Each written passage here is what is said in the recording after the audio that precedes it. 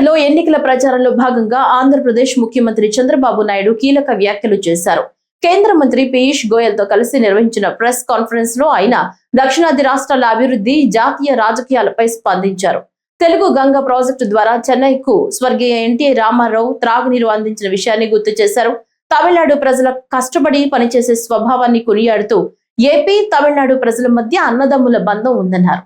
మహిళా రిజర్వేషన్ బిల్లుపై కాంగ్రెస్, డీఎంకే ఆరోపణల్ని ఖండించిన చంద్రబాబు వారు మహిళలకు నష్టం చేశారని విమర్శించారు. నియోజకవర్గాల పునర్విభజనలో దక్షిణాది రాష్ట్రాలకు ఎలాంటి నష్టం లేదని స్పష్టం చేశారు. దేశంలో సంస్కరణవాది ప్రధానమంత్రి నాయకత్వంలో అభివృద్ధి పోటీ పెరుగుతోందని, కేంద్రంతో కలిసి రాష్ట్రాలు ముందుకు సాగుతున్నాయని తెలిపారు. తమిళనాడులో అభివృద్ధి ఆగిపోయిందని, శాంతి భద్రతలు, మహిళలపై నేరాలు, డ్రగ్స్ సమస్యలు పెరిగాయని ఆరోపించారు. அனைவருக்கும் வணக்கம். என் அப்னான தமிழ்நாடு மக்களே, உளங்குடன் இங்கே இருப்பது ரொம்பவே சந்தோஷம். தமிழ்நாட்டில் மாற்றம் ஆரம்பம் ஆயிடுச்சு. இனிமே யாராலையும் நிறுத்த முடியாது.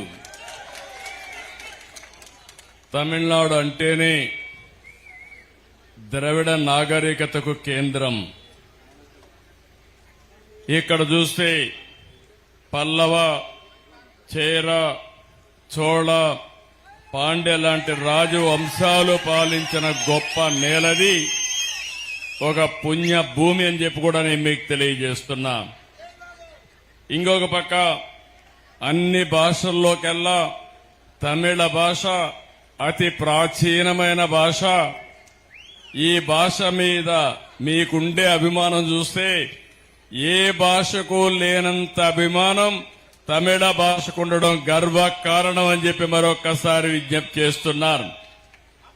అందుకని నరేంద్ర మోడీ గారు కూడా చాలా స్పష్టంగా చెప్పారు, మాతృభాష, తల్లి భాష, ఏ భాష అయితే ఆ భాషలోనే పిల్లల్ని చదివిస్తే విద్య బాగా అబ్బుతుందని చెప్పిన వ్యక్తి నరేంద్ర మోడీ గారని చెప్పి కూడా మరొకసారి విజ్ఞప్తి చేస్తున్నారు. బ్రిటిష్ పాలనలోనే తమిళనాడుకు ఒక ప్రత్యేకత ఉంది.